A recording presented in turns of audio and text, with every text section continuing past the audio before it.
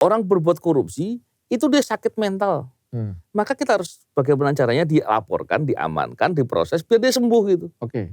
Dan persoalannya kan seringkali orang berbuat korupsi dilindungi biar tetap bisa berbuat korupsi. Coba diperiksa dulu tim audit lingkungan, berapa banyak kerusakan lingkungan yang dia timbulkan, bagaimana pertanggungjawabannya, suruh bayar. Tapi apa iya sih pejabat-pejabat ini bodoh? Enggak lah. Jadi? Ya dia dapat untung lah, nggak mungkin lah bodoh Cok. Kalau bodoh gak jadi pejabat ya. Ini kan kalau kita ngomongin yang ngurusin haji ini kan pasti orangnya mohon maaf Pak ya, nggak mungkin Pak nggak punya keimanan tinggi Pak. Ketika orang kemudian mengklaim seolah-olah dirinya itu punya iman yang tinggi dan seterusnya, tapi kemudian dia berbuat korupsi, mestinya tidak boleh dipercaya bahwa dia itu punya iman gitu.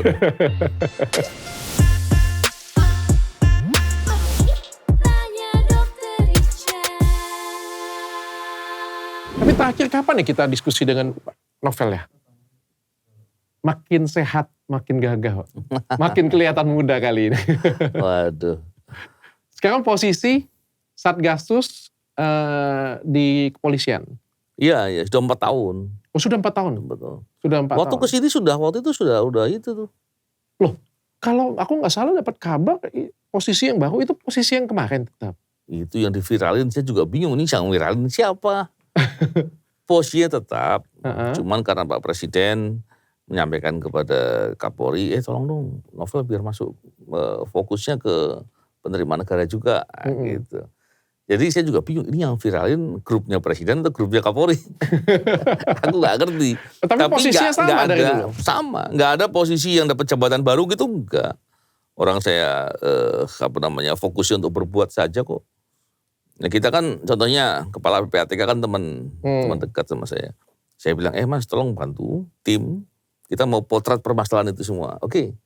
Saya bawa dari izin Kementerian Keuangan, duduk bareng sama tim saya, kita lihat tuh persoalannya. Parah, kita sajikan ke Presiden. Ini loh persoalannya. Lo mau perbaiki apa enggak? Ini gini kita lihat. Gitu seperti yang saya lakukan. Tapi itu dilakukannya tertutup dan tidak mungkin dipublish. Nah itu saya pengen tanya Bang. Ini pertanyaan bodoh ya, awam ya. Pak Novel Baswedan atau pasti kan tahu ya bahwa di Indonesia ini ada namanya korupsi lah ya. Korupsi itu ada yang masif, ada yang besar, ada yang beramai-ramai sistematis dan lain sebagainya. Ketahuan nih, publik belum tahu nih. Ya kan mungkin ada pengecekan dulu, dicek. Itu benar nggak sih langsung dibuka saja demi hukum atau benar ada politiknya, ada negosiasinya, ada wah ini kacau nih negara nih kalau kebuka nih. Wah ini melibatkan si ini nih, harus ketemu dengan si ini. Ini kita harus izin dulu nih dengan Pak Presiden nih kalau mentersangkakan dia ini. Itu ada atau enggak? Ini bicara, yang pertama bicaranya kepada siapa dulu. Yang kedua bicara ideal atau fakta gitu. Kalau saya dulu di KPK, saya lurusin semakin siapapun yang gede bagus. Tujuannya apa? Orang lupa bahwa berbuat korupsi itu, yang berbuat itu sebetulnya rugi gitu. Sama saya sering mengistilahkan begini. Kalau kita punya teman dan kita sayang sama dia pakai narkoba, kan kita akan upayakan bagaimana caranya dia direhab dan sembuh. Oke.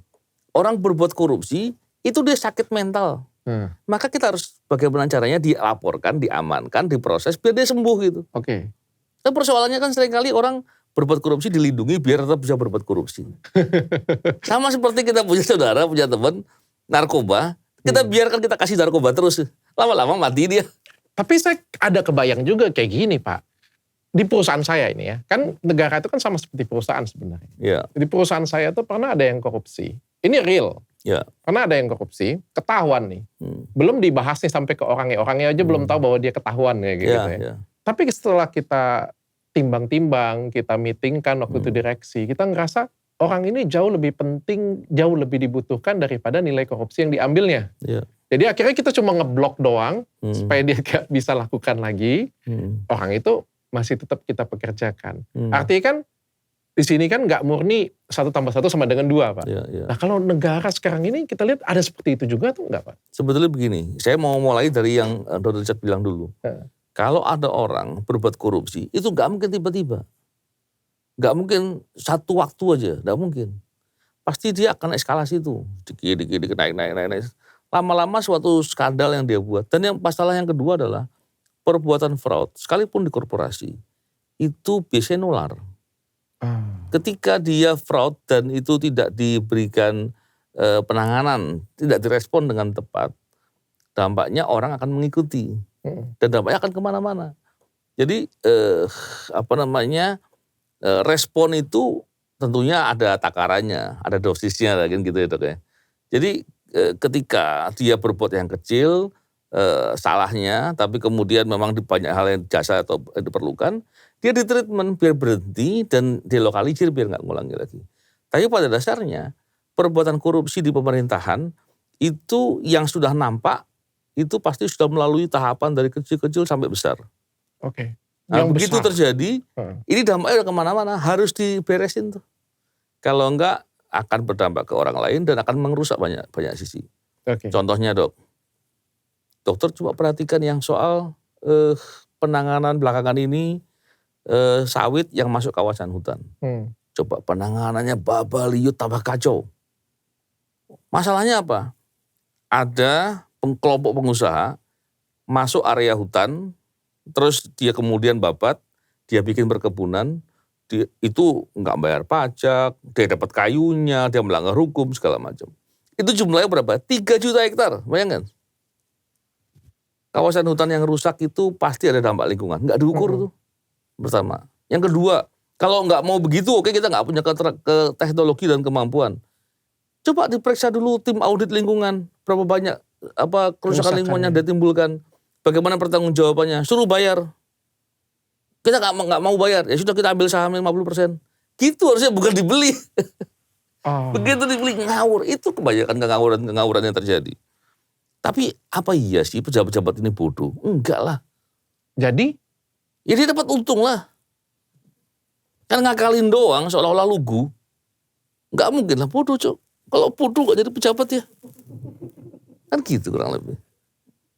Nah, yang pola yang serupa tuh banyak. Pak, saya pengen tanya Pak.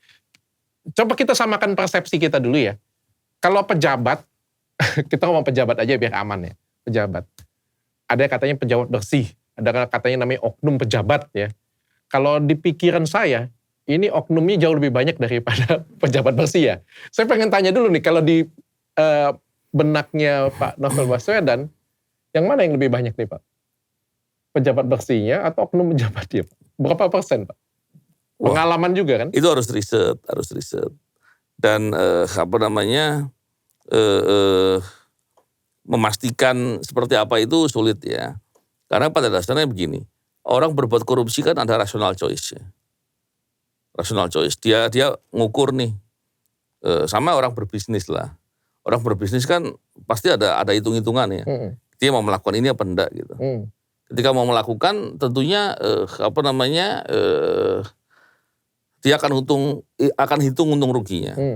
Orang berbuat korupsi juga pasti akan menghitung kira-kira kalau saya berbuat korupsi worth ini it worth it apa enggak, untungnya berapa, kalau dampak akan seperti apa dan seterusnya.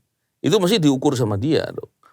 Sehingga kalau kemudian pemberantasan korupsi itu tidak terlihat sungguh-sungguh, terus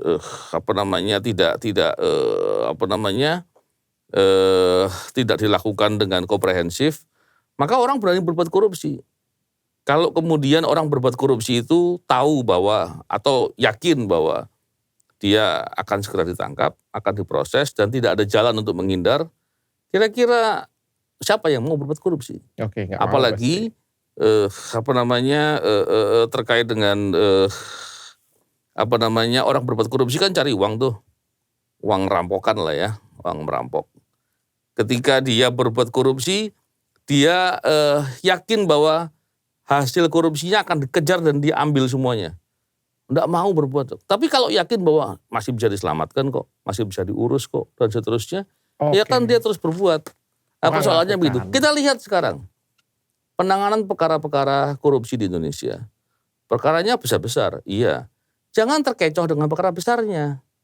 Yang kita harus lihat adalah apakah penanganan perkara besar itu aktor intelektualnya dijangkau.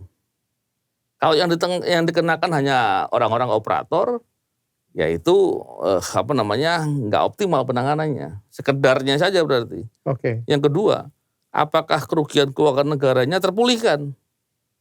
Kalau ternyata, ini ruginya sekian triliun atau sekian ratus miliar, tapi yang dipulihkan hanya 5%, hanya 1% atau bahkan kurang, itu penanganannya berarti nggak optimal gitu. Oke. Kalau kayak sekarang menurut Pak Novel Baswedan, penanganan korupsi di Indonesia sudah jauh lebih baik atau penurunan? Ini pertanyaan yang sama dengan beberapa tahun yang lalu pertanyaan saya. Gini, indikatornya ada beberapa. Yang pertama kita lihat, kalau masalah pemberantasan korupsi, sebetulnya lembaga yang diandalkan oleh negara itu lembaga yang mana gitu. Yang punya bidang khusus ya, itu kan KPK. Dan KPK-nya dilemahkan, sudah dilemahkan, ya hampir kayak dimatikan lah. Kenapa seperti itu? Kita bisa lihat bahwa dengan perubahan undang-undang, KPK kewenangannya menjadi jauh lebih kecil dan dirusak lah begitu dengan banyak hal. Tentu banyak poin-poin yang membuat itu terjadi. Yang kedua, dimasukkan pimpinan-pimpinan yang lemah dan bermasalah pula. Pimpinan KPK berbuat korupsi kan baru kemarin tuh. Iya. Walaupun itu tersangka tapi belum ditahan-tahan kan gitu ya. Ini kan suatu hal yang fatal ya. Dan kemudian kita melihat merusak value di internal KPK begitu luar biasa. Dan begitu pimpinan yang baru sekarang ini belum terlihat tuh upaya perbaikannya. Nah ini yang hal menjadi perlu lihat. Dengan begitu sebetulnya kesungguhannya untuk berantas korupsi ada apa enggak ya? Jadi menurut Pak Novel Baswedan tetap terjadi penurunan? Iya, kalau penurunan pasti ya. Bahkan kalau kita lihat dari indeks persepsi korupsi pun tergambar di situ. Tapi kalau kita ngelihat di tahun 2025 ini ada banyak orang yang ketangkap korupsi. Artinya kan ini prestasi dari KPK. Gini, kalau Tom Lembong bukan KPK yang tangani. Kalau Hasto, ya itu perkara lama. Perkaranya perkara tahun 2020. Yang harusnya sejak 2020 tersangka. Tapi oke lah, itu kan sudah diambil kebijakan oleh Pak Presiden dengan amnesti ya. Tapi kalau kita lihat beberapa perkara yang lain, justru perkara Tom Lembong contohnya, itu kental dengan permasalahan, kontroversi. Kenapa? Karena pasal terkait dengan tidak pidana korupsi, terkait pasal 2 ya, pasal 2 dan pasal 3, itu mensyaratkan adanya, atau harusnya ya, mensyaratkan paling tidak banyak ahli hukum yang mengatakan begitu. Walaupun mungkin ada yang berbeda. Mestinya ada mens rea. Sehingga tidak sampai ada orang yang melanggar hukum administrasi, sekalipun timbul kerugian keuangan negara atau kerugian negara, terus dipidanain. Kalau begitu nanti orang pada takut tuh mengambil kebijakan, berbisnis dengan pemerintah. Kenapa? Karena bisa resiko-resiko yang nggak terukur. Karena mens rea yang mensyaratkan, yang paling nggak dipahami sebagai syarat pembeda antara melanggar hukum administrasi biasa dan pidana, itu menjadi adanya kepastian atau kejelasan. Kalau enggak, suatu hari Dr. Richard ada hubungan dengan pemerintah, ternyata ada melanggar aturan administrasinya, yang itu kadang-kala nggak terelakkan. Kadang-kala nggak terelakkan. Pasti ada aja salahnya, kurangnya, celahnya. Nah, terus dokter ada keuntungan, dipidanakan, gimana coba? Jadi hal begitu justru malah berbahaya. Jadi beberapa belakangan ini memang ada beberapa kontroversi permasalahan yang itu mestinya bisa atau harusnya nggak terjadi. Tapi terlepas dari itu semua, kita mesti melihat begini. Pemberantasan korupsi itu jangan dibicarakan secara parsial. Contohnya kasusnya ditangani ini dan seterusnya, bukan. Tapi mesti pendekatannya harus sistematis. Bagaimana mendorong lembaga penegak hukumnya berintegritas. Mendorong lembaga penegak hukumnya bersih. Kenapa? Karena memang prakteknya ada perbuatan korupsi yang dilakukan oleh penegak hukum itu sendiri. Nah, kalau penegak hukumnya bersih, maka dia akan melakukan kewajibannya untuk menegakkan hukum dengan cara yang benar, dengan cara yang jujur dan objektif.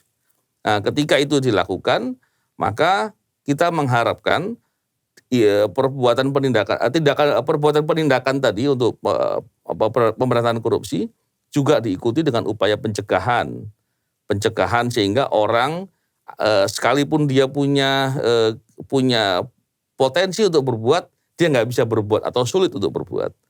Itu yang harus dilakukan secara komprehensif sehingga korupsi itu bukan hanya kemudian ditangani secara parsial-parsial.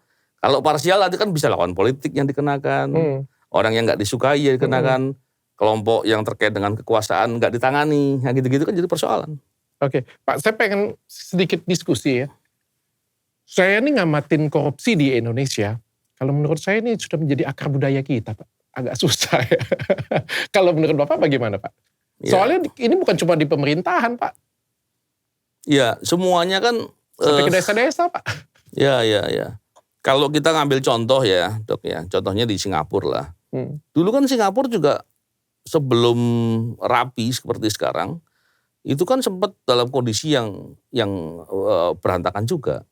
Tapi ketika dimulai dengan penegakan hukum yang benar,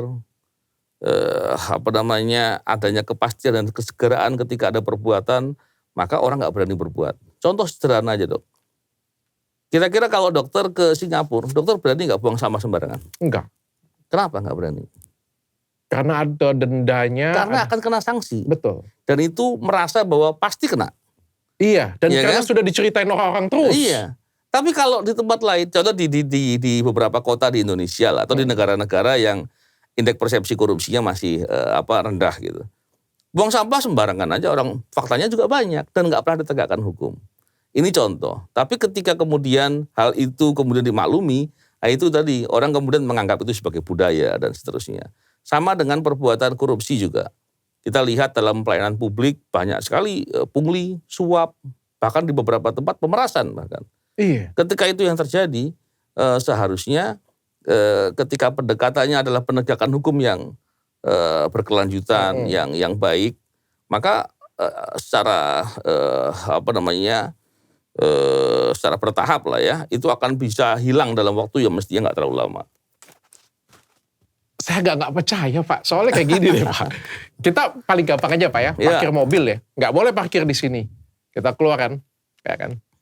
Ayolah Pak, cuma sebentar aja kasih duit. Ya. Atau kedua nih Pak, usaha paling sering. Ya. Gerobak usaha datang nih, saya dari ormas ini. Ya udahlah Pak. Itu kan juga sebenarnya kan pungli, korupsi, ya kan. Pak, saya mau masukin anak saya sekolah sini. Waduh sudah full kayak gini punya. Itu coba deh dibantu lah Pak masuk kayak gini punya. Mohon maaf Pak, termasuk masuk ke institusi aja sekarang ini ada biayanya Pak, ratusan juta Pak, saya nggak pernah disebut lagi. Iya kan? Iya. Dan itu memang banyak dibicarakan. Dan memang gini, makanya saya di banyak kesempatan selalu mengatakan, kalau kita tidak mendorong agar pemberantasan korupsi itu dilakukan dengan sungguh-sungguh oleh pemerintah, oleh negara, maka semua kebijakan pemerintah pun akan bermasalah. Semua rencana pemerintah pun untuk menjalankan pembangunan tidak akan bisa berjalan dengan optimal. Belum lagi layanan publik dan banyak lagi yang lain. Dokter Ija tahu nggak bahwa suap di sektor privat itu juga ada pidananya, ada undang-undangnya, Undang-Undang Nomor 11 tahun 80. Bayangan undang-undangnya tahun 80. Syaratnya adalah kalau terkait dengan kepentingan publik, contohnya tadi masuk sekolah. Ngasih uang biar masuk. Itu bisa? Itu kena suap. Suap kepentingan publik. Oke. Tapi sekarang kapan pasal itu pernah dipakai? Nggak pernah. Pasal itu belum dihapuskan undang-undang. Pasal itu nggak pernah dipakai tapi kelakuannya sering dipakai. Nah itu makanya saya bilang. Jadi mendorong agar penegakan hukum itu berjalan dengan baik, itu akan menghentikan praktek-praktek itu. Nah kira-kira kalau seandainya penegakan hukumnya dilakukan dengan cara yang benar, dan orang tahu bahwa kalau melakukan tindakan itu akan bermasalah, siapa yang berani berbuat untuk melakukan suap-suap seperti itu? Karena praktek korupsi di penegakan hukum banyak. Jangankan itu, kita lihat suap yang ketika Kejagung ya waktu itu menemukan uang 1 triliun di rumahnya mantan pimpinan di MA ya, Hakim Agung kalau nggak salah. Itu kan coba bayangkan, kira-kira 1 triliun itu ngumpulin uang berapa kasus itu? Itu kan contoh ya. Itu yang paling puncak Pak ya? Iya. Belum lagi di bawah. Artinya yang lain-lain juga banyak. Yang lain-lain kan di media sosial juga banyak kita dengar ya cerita-cerita itu. Jadi kenapa ini kita perlu bicarakan? Kesadaran kita bahwa praktek korupsi itu pasti merugikan kita. Itu penting. Kenapa? Agar kita kritis, agar kita mempersoalkan itu, nggak boleh membiarkan. Karena seringkali kita membicarakan praktek korupsi, tapi beberapa masyarakat waktu dulu ya, kalau sekarang sudah semakin baik ini, awareness dan kepedulian publik sudah semakin baik. Tapi kalau kemudian orang hanya berpikir ada praktek korupsi, biarin aja, uang saya nggak hilang kok. Beda kalau kemudian dirinya kecopetan, waduh kurang ajar nih uang saya diambil, kan begitu. Ini kan kesadaran yang perlu dibangun. Nah, tadi yang dokter sampaikan, permasalahan-permasalahan yang disebutkan tadi itu kan sangat mengganggu. Dan kalau orang kemudian memilih untuk permisif, untuk memaklumi, akhirnya apa? Orang yang berbuat jahat tadi, yang berbuat melanggar aturan atau melanggar hukum, akan terus berani berbuat. Iya, tapi yang saya rasakan itu hal ini sudah menjadi salah satu kultur dan budaya, makanya dari atas sampai ke bawah. Ini bukan cuma pejabat loh Pak. Ya. Bukan cuma pejabat. Bahkan kemarin tuh waktu ada rumahnya Uya Kuya dan rumahnya Eko Patrio ke Jara, rumahnya Ahmad Saroni juga ke Jara, bahkan banyak dari statement.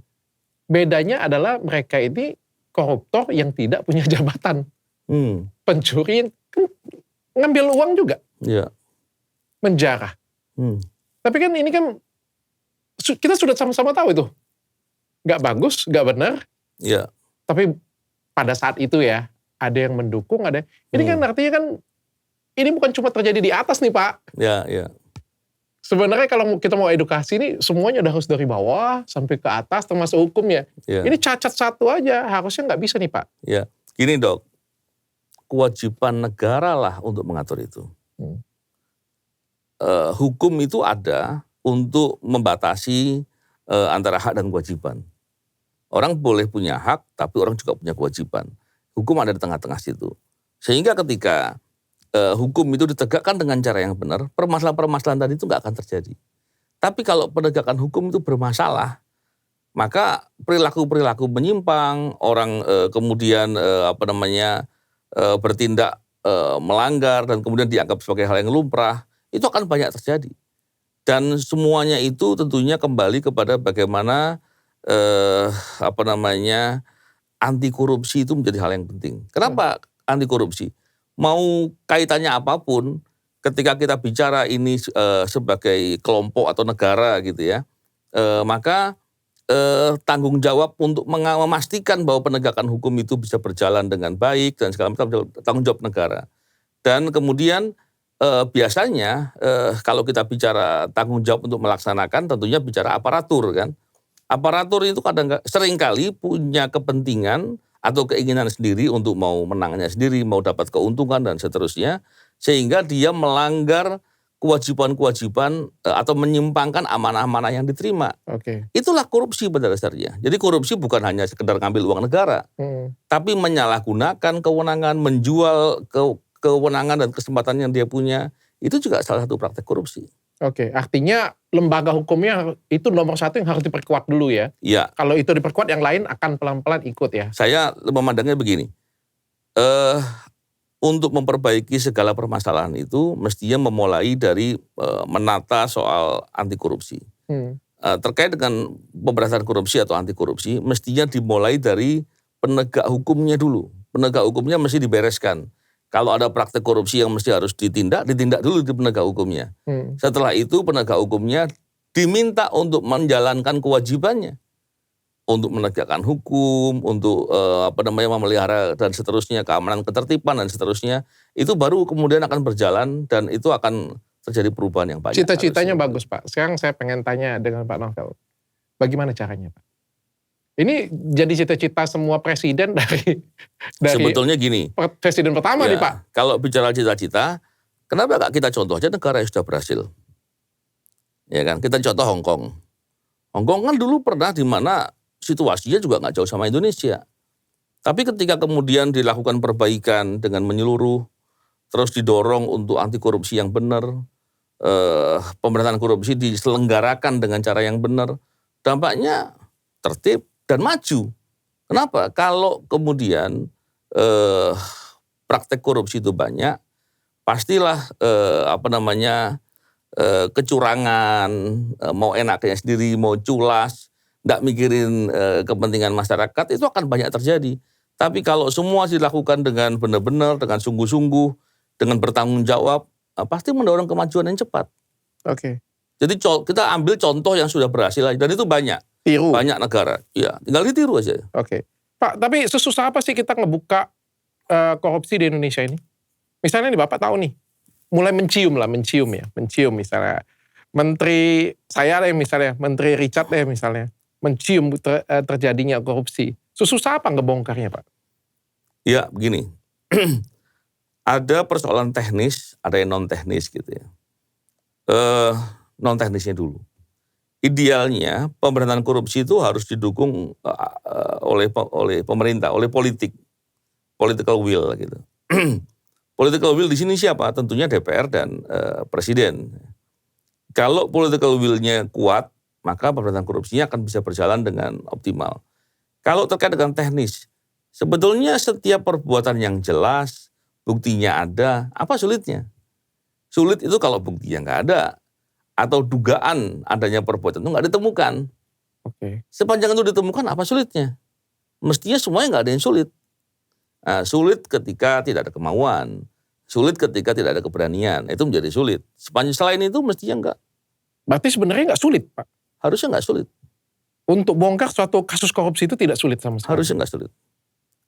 Karena begini, orang berbuat korupsi tentunya akan berupaya untuk menyembunyikan atau menyamarkan bagaimana perbuatan itu nggak ketahuan. Tapi kan orang nggak mungkin berbuat korupsi di tempat yang senyap gitu, tempat yang sunyi. Orang pasti berbuat korupsi yang orang lain juga banyak tahu. Ketika kemudian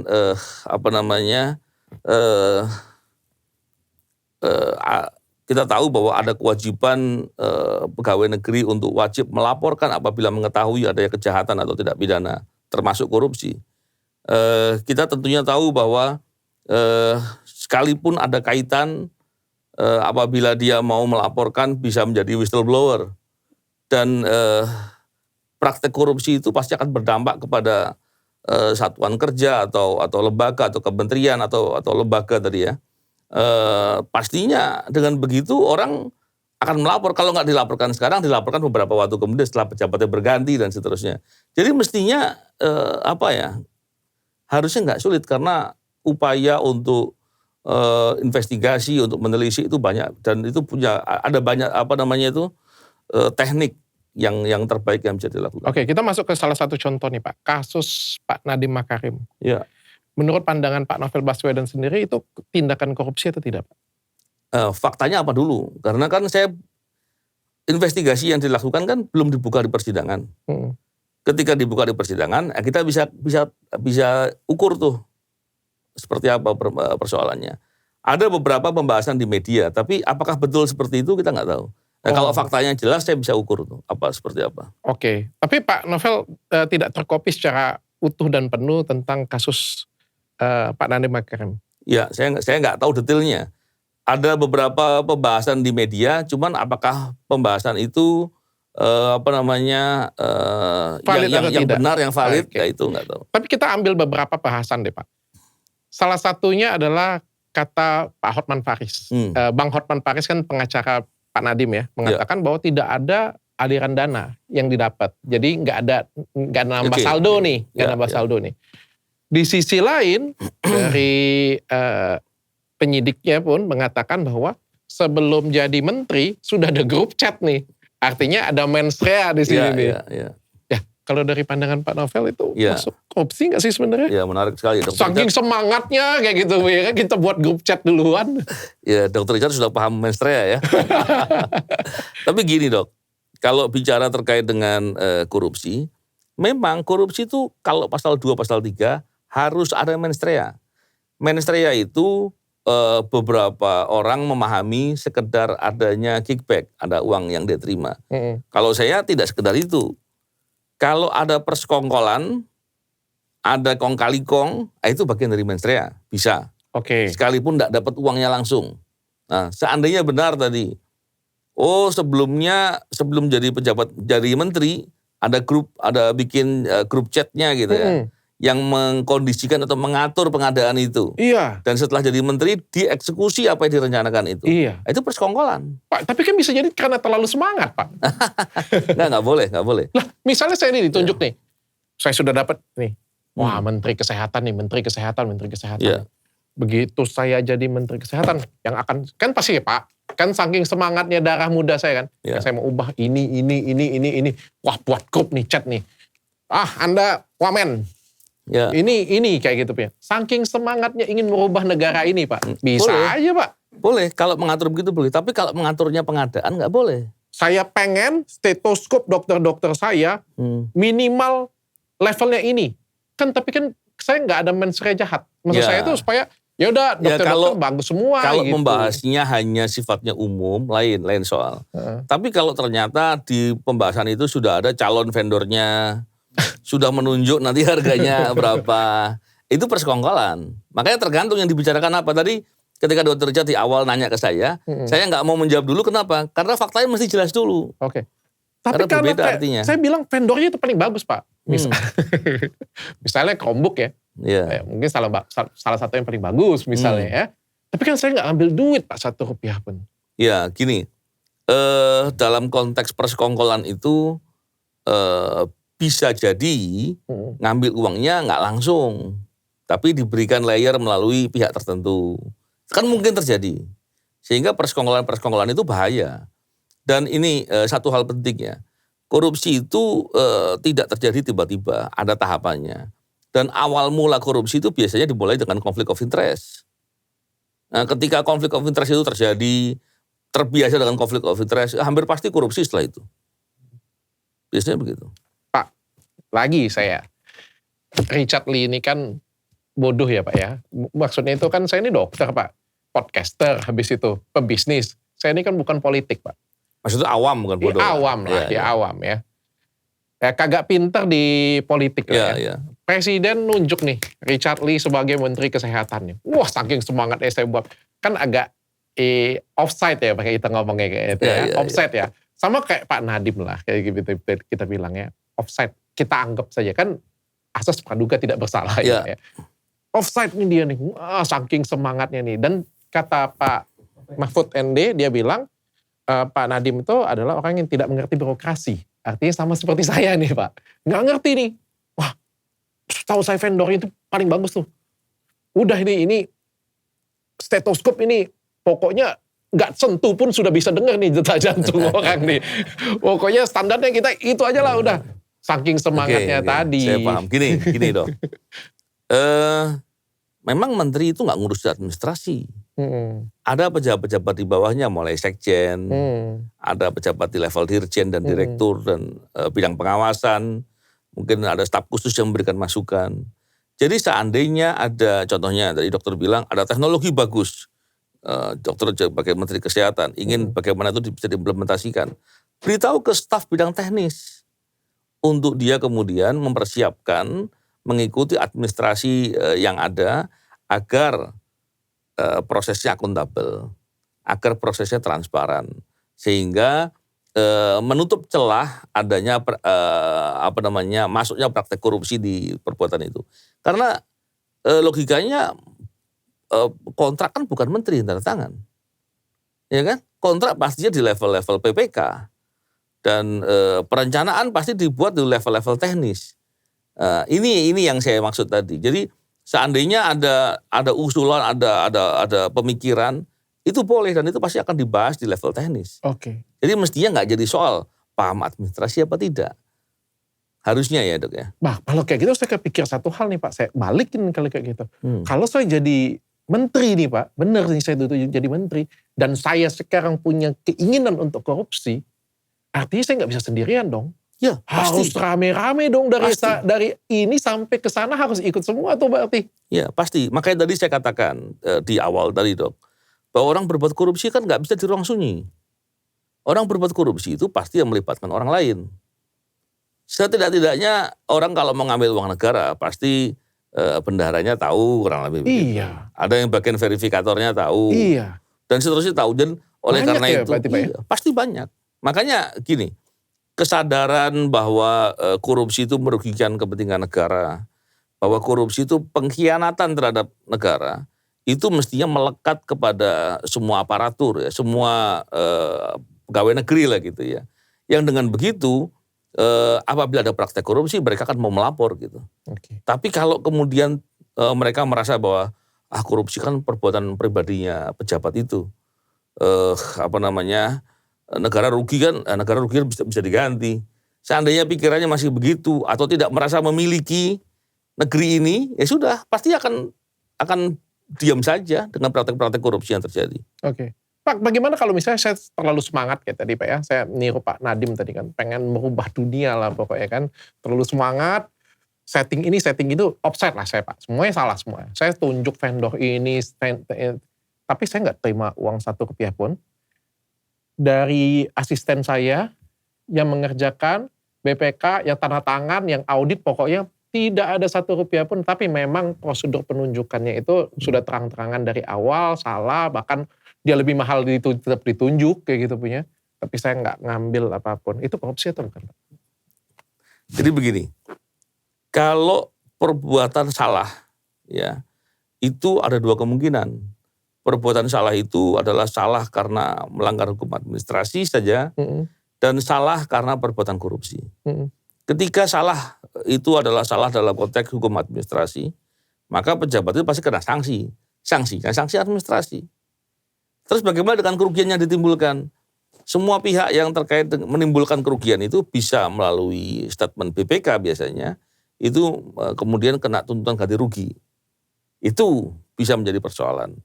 Tapi kalau kemudian salahnya itu dikehendaki, salahnya itu ada niat jahat, salahnya itu suatu kepentingan karena dia terima uang, karena dia kong-kali kong sama pihak tertentu untuk orang lain itu untung, atau tindakan-tindakan lain yang memenuhi kualifikasi mens rea, maka itu perbuatan korupsi, pengkhianatan kepada negara, kepada amanah yang diberikan. Maka pidana kepada yang bersangkutan, dan tentunya segala keuntungan yang ditimbul karena itu akan dirampas untuk negara. Oke. Dan itu masuk yang mana jadi Pak? Yang tadi saya bilang tadi. Tergantung yang mana. Kalau nggak dapat duit nih Pak. Kenapa? Nggak dapat duit nih. Iya, nggak dapat duit tapi sekongkol nggak. Tapi nggak ada yang tahu Pak ya, kalau misalnya kayak gini, kita sudah ada janji, Ya. 5 tahun lagi baru cair. Ya, itu makanya. Itulah, atau 10 tahun lagi baru cair gitu kan. Itulah penyidik akan membuktikan itu. Penyidik harus punya kejelian di situ. Jadi, dan modus-modus begitu, modus yang sudah sering ketahuan gitu. Oh, ada Pak. Sudah sering ketahuan, bukan modus baru. Bukan modus baru. Pak, kita pindah ke ini Pak, kuota haji Pak. Oke. Ini haji pun juga dikorupsi, gimana nih Pak? Gini, kasus haji ini kali ini kaitan dengan kuota yang dijual. Kenapa dijual? Karena orang yang ingin dapatkan kuota itu mesti bayar. Dapat porsi haji itu mesti bayar. Dan harusnya enggak. Sebelumnya KPK pernah beberapa kali menangani kasus terkaitan dengan haji, kaitan dengan pengadaannya. Dan itu ya semuanya kita tentu prihatin ya. Kenapa urusan yang sepenting ini, urusan terkait dengan mengawal agar warga negara bisa menyelenggarakan kewajibannya untuk melaksanakan ibadah haji, itu kemudian masih dikorupsi. Ini prihatin sekali tentu kita. Bukan cuma prihatin, bahkan beberapa hal kita masih marah dengan situasi itu. Memang kalau kita lihat pola korupsinya kan kuota tambahan 20.000 kalau nggak salah, itu dalam peraturan seharusnya setiap kuota itu 92% untuk yang reguler, yang 8% yang untuk haji khusus. Tapi kan kemudian dengan alasan nggak terserap dan seterusnya dijual. Ketika dijual pertanyaannya uangnya kemana? Uangnya dinikmati oleh orang-orang pejabat-pejabat itu. Ada beberapa hal yang kita bisa lihat. Tentu pejabat ini kan diberi kewenangan. Kewenangannya bisa membuat keputusan, membuat kebijakan dan seterusnya. Ketika kebijakan dibuat dengan suatu cara tertentu, kebijakan udah disamaratakan deh, nggak usah 98, nggak 92 atau 8%. Udah ini kan siapa yang bisa aja deh. Itu kan kebijakan-kebijakan. Yeah. Dan kebijakannya itu diambil dengan mendapatkan uang, itu korupsi. Nah, inilah gambaran secara sederhananya. Dan terhadap tindakan melanggar hukum atau baik dengan kebijakan yang melanggar hukum maupun tindakan lain yang dilakukan, yang itu masuk kualifikasi tindak pidana korupsi, maka segala keuntungan yang ditimbulkan itu bisa dirampas untuk negara. Makanya kalau kita lihat beberapa kan ada yang uang-uang yang dikembalikan atau disita kaitannya dengan itu. Pak, sebelum kita masuk ke korupsinya Pak ya, saya pengen dengar pendapat Bapak dulu Pak. Kalau Kementerian Keuangan, orang ekonomi, korupsi biasa. Kok biasa? Kementerian, ya namanya juga gimana ya Pak ya. Kementerian misal nih Pak ya, misal kementerian apalagi nih, pertambangan misalnya kayak gitu Pak ya. Jurusan apa gitu kan, anak buahnya ketangkap korupsi biasa. Ini kan kalau kita ngomongin yang ngurusin haji ini kan pasti orangnya mohon maaf Pak ya, nggak mungkin Pak nggak punya keimanan tinggi Pak. Minimal itu ya pasti kalau Al-Quran pasti hafal lah ya pasti ya. Kalau sholat sudah pasti selesai semua lah pasti. Nggak mungkin, karena kan dia kan memegang suatu institusi di mana kita ngomongin agama harus menjadi salah satu panutan dong Pak. Benar, betul dong seperti itu. Kalau dibilang keimanan pasti tinggi belum tentu. Iman dalam hati. Gak ada yang bisa tahu. Dan ilmu. Kalau ya ilmu boleh lah. Kalau bicara ilmu pemahaman ya. Tapi paham kan gak selalu dihayati. Gak selalu dilaksanakan. Ketika dia berbuat korupsi, saya bilang imannya lagi gak ada itu. Lagi gak punya iman deh. Kenapa? Logikanya begini Dok. Yang punya iman dan ilmu tinggi aja bisa gak punya iman.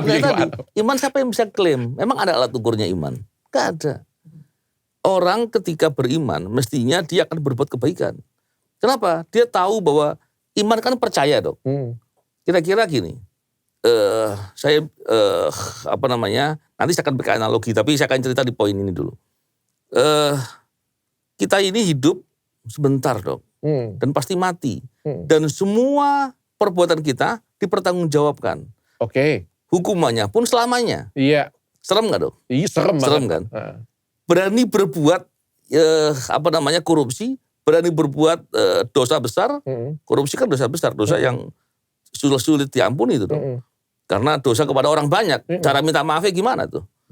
Kalau yang begitu berani dilakukan, artinya apa? Seolah-olah dia tuh gak percaya bahwa kalau hidup nanti ada pertanggungjawaban setelah mati. Seolah-olah hidup ini ya sekedarnya aja. Kalau dia percaya, pasti dia akan nggak akan mau berbuat itu. Saya kasih contoh begini. Dokter ada stafnya diajak satu orang ke Singapura besok. Dokter bilang, besok berangkat sama saya jam 10 pagi. Naik pesawat ini dan seterusnya. Kamu pasti kan dia akan siapin paspor, dia akan siapin baju, dan dia akan ke bandara seperti dokter. Tapi kalau dia nggak percaya dengan omongannya dokter, kira-kira dia berangkat nggak kira-kira? Dia nggak akan pergi, dia nggak akan cari paspor. Untuk apa? Karena dia nggak percaya. Tapi ketika ada kondisi di mana stafnya dokter tadi ternyata besoknya nggak berangkat, dokter bilang, oh berarti kamu nggak mungkin bicara keimanan ketika dia berbuat kejahatan. Saya mengerti Pak, maksudnya kayak gini Pak. Ada sekelompok orang berpendidikan, ada sekelompok orang yang tidak berpendidikan. Orang yang tidak pendidikan kencing di pinggir jalan. Pendapat kita, ya udahlah, kita anggap saja kayak gitu ya. Namanya juga orang nggak pendidikan, kencing pinggir jalan. 5 orang tidak berpendidikan, kencing di pinggir jalan. Harapan kita 5 orang yang pendidikan tinggi, tentu saja jawaban kita, kalau kita hitung matematika dan ada PPKN di sini, tentu saja kita bilang tidak mungkin dong. Yang mana rasio yang lebih tinggi pasti ini tidak kencing di pinggir jalan. Kita ngomongin seperti itu. Harusnya seperti ini loh Pak. Tapi kan ini sama Sami Mawon Pak. Ini kesami mawon. Apa yang terjadi? Al-Quran dikorupsi. Kuota haji dikorupsi. Harus kayak gimana lagi Pak? Ya memang begini dong. Memang kalau bicara terkait dengan tadi konteks keimanan ya. Iman itu suatu hal yang luar biasa ya. Kalau orang kemudian punya iman, sungguh-sungguh, dia akan menjadi proteksi buat dirinya untuk gak mau berbuat yang gak benar. Tapi sebaliknya ketika orang kemudian mengklaim seolah-olah dirinya itu punya iman yang tinggi dan seterusnya, tapi kemudian dia berbuat korupsi, mestinya tidak boleh dipercaya bahwa dia itu punya iman gitu. Saya memandangnya begitu. Tapi memang begini, seandainya lah saya mencitrakan kepada dokter bahwa saya berpendidikan tinggi gitu. Terus kemudian karena pencitraan saya cukup bagus, dokter percaya. Padahal kagak. Tapi ternyata setelah dalam implementasinya, perilaku saya dan lain-lain aku menunjukkan bahwa ternyata enggak. Kan dokter nggak bisa bilang, oh tuh dia itu bilang berpendidikan tinggi tapi perilakunya begini. Kan sebaliknya berarti dia itu mencintrakan saja bisa jadi. Karena alat ukurnya nggak ada, Dok. Iya. Oknum lah Pak ya, tapi masalahnya oknumnya banyak Pak ya. Dan selalu ada. Semoga bertobat. Pak, tapi yang kasus korupsi haji ini, kuota haji ini kan melibatkan banyak orang. Salah satunya juga melibatkan travel umroh juga. Sampai di mana? Melibatkan ini istilahnya apa nih Dok? Biar jelas, jangan sampai bias di publik. Ada artis yang tidak antri sama sekali untuk haji. Pak, kalau saya pergi, saya salah satu orang tersebut Pak. Karena hampir pergi. Saya ditelepon 2 orang. Iya. Saya ditelepon 2 orang. Dr. Richard, apakah kamu ingin menyelesaikan rukun kamu yang terakhir? Ini kita ada, bahkan saya bayarin. Padahal kalau waktu itu saya pergi saya. Terus saya lihat kan teman-teman di TV kan, banyak banget yang pergi. Ada yang gak dapat visa, ada yang dapat visa ya. Kalau gak salah aku, mohon maaf sebut namanya, gak jadi pergi kan, karena gak dapat visa kan. Tapi kan hampir mau pergi. Tapi waktu itu dia furoda bukan? Aku gak furoda, tahu. Bukan yang furoda ini. Ya. Jadi banyak gini Dok, banyak orang yang ketika mau berangkat haji dengan lebih cepat. Furoda berapa lama Pak? Furoda itu gak ada antrian Dok, karena gak berhubungan dengan negara. Bukannya khusus itu 8 tahun? Enggak, beda Dok. Jadi gini, negara itu dapat kuota dari pemerintah Saudi, ya kan? Ketika dapat kuota itu, kuotanya dibagi 2. Untuk yang reguler, itu 92% dari kuota yang diterima. Itu yang katanya 27 tahun bisa, Iya, macam-macam, daerahnya beda-beda. 8% khusus. 8% khusus, itu yang antrian tadi. 7 tahun. Ya, sampai 5-7 tahun ya, betul. Beda-beda. Tetapi ada lagi, waktu itu ya, sebelum tahun ini ya, itu ada visa atau visa haji, langsung dari pemerintah Saudi. Mereka memberikan melalui kedutaan atau melalui emirnya di sana. Jadi nggak ada kaitan dengan kuota yang ada untuk Indonesia. Kalau orang-orang yang berangkat dengan kuota furoda tadi, mestinya nggak menjadi persoalan terkait dengan kuota haji yang sekarang sedang masalah. Jadi nggak ada masalah. Berbeda itu, ya? Beda. Apakah itu furoda ataukah itu haji yang tadi kuota tadi ya? Ya, sama seperti gini. Ketika diselenggarakan perjalanan ke Singapura begitu dari pemerintah yang menyelenggarakan, terus dokter pergi sendiri, boleh aja gitu. Itu namanya furoda ya? Ya. Tapi kata Pak Wamen kemarin nggak ada furoda kan? Furoda tidak ada baru tahun ini. Tidak ada tahun sebelumnya ada. Ya, baru tahun ini yang nggak ada. Karena gini, furoda itu nggak bisa direncanakan jauh-jauh hari. Jadi spontan Dok. Makanya ada yang nggak dapat akhirnya. Kalau saya pergi Pak, saya ke korupsi nggak Pak? Nah, sekarang dokter berangkatnya yang mana dulu? Furoda atau yang kuota-kuota itu? Nggak mungkin, saya pasti ikut kuota itu dong Pak. Kan furoda tidak ada tahun ini Pak. Nggak ada yang tahu Dok. Sampai haji berangkat, itu belum ada yang tahu kalau hari tahun itu nggak ada. Iya, jadi furoda itu bukan berarti diumumkan nggak ada, bukan.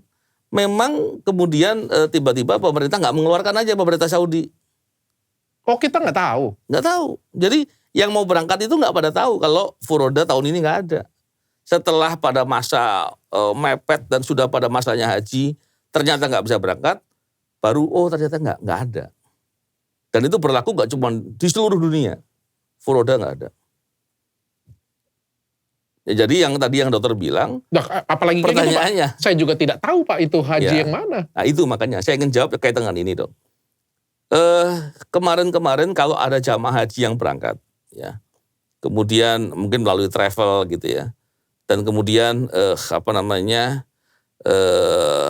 menjadi persoalan. Maka perlu dilihat pengetahuannya Dok. Kalau setahu saya ya, furoda itu mereka tetap bayar ke emir yang ada di Saudi sana. Sehingga ada bayar visanya ya, tetap bayar. Sehingga ketika bayarnya bisa jadi dia confused tuh. Tapi kalau tahu bahwa ternyata untuk bisa mendapatkan visa haji, dia harus memberikan sejumlah uang lah kepada pejabat di kementerian atau pejabat dimanapun lah ya, pejabat pemerintahan, maka itu korupsi. Itu bisa menjadi kualifikasi korupsi. Paling tidak bisa menjadi suap. Bisa menjadi suap. Tapi kan pasal yang diterapkan sekarang kan bukan pasal suap nih. Pasal terkait kerugian keuangan negara. Mungkin agar KPK fokusnya ingin bisa mendapatkan potret yang lebih lengkap barangkali. Oke. Pak, pertanyaan terakhir kalau misalnya nih ya, di Kemenak pada waktu itu yang ngurus oknum pengurus haji lah ya kayak gitu ya. Yeah. Dia buka ke travel agent kan pasti senang Pak, karena kan kita travel agent kan pengen cari cuan ya Pak ya. Dikasih kabar nih, ada nih kuota nih, pokoknya daftar sekarang, berangkat sekarang haji. Yeah. Misal saya pemilik travel nih Pak ya, Ustadz Richard Lee. Saya dapat senang dong Pak, waduh jemaah saya ini pasti senang sekali nih pasti kayak gitu Pak. Saya telepon nih jemaah saya satu-satu nih, ikut dong, cepet. Selesaikan rukun kamu terakhir ya itu punya. Ini kebetulan nih ada nih, bayar. Dapat nih saya. Lebih mahal tapi ini dia bilang, ya saya bisa paham lah. Namanya juga pengen cepet ya Pak ya. Semua pengen cepet kan pasti ada harganya lah ya.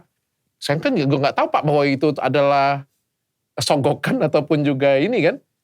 Mau nggak? Cepat ada harganya tuh ceritanya gimana tuh dok? Pak, kita main di Universal Studio aja kalau mau Express Pass itu ada harganya. Itu layanan dok. Jangankan itu Pak, Bapak pernah pesen donat pingkan mambo nggak Pak? Donat pingkan mambo itu Pak, 12 piece Pak, 200.000 sudah mahal Pak. Iya. Ada Express Pass-nya Pak. Oh, gitu. Bapak pengen hari ini 2 juta Pak. Oh. Iya. Ada loh Pak gitu. Oke. Telepon karyawan saya, kamu mau cepet nggak? Kalau kamu mau cepet, tambah duit nih sini. Wajar dong, semua orang, ya udah Pak, yang penting saya haji kayak gitu. Saya juga banyak duit, dapat nih. Tapi kan dia nggak tahu Pak untuk sogokan. Iya. Saya juga nggak tahu. Nah udah yang penting timku semuanya berangkat nih. Oke. Ya sepanjang dok, memang dia nggak tahu, mestinya nggak boleh dihukum karena ketidaktahuan. Benar ya Pak ya? Orang dihukum itu harus karena tahu. Oke. Karena sengaja berbuat kan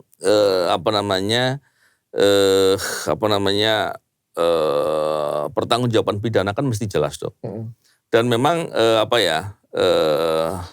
kalau saya melihat aliran kuota haji ini kan dari Kementerian Haji ke asosiasi dulu, habis itu baru ke travel kan, nggak langsung. Dan biasanya orang-orang yang punya interaksi untuk mendapatkan visa kan mereka kan paham betul. Sehingga ketika ada hal yang nggak benar itu mestinya kesadarannya tahu, oh ini begini dan seterusnya. Tapi bisa jadi ke jamaah belum tentu disampaikan.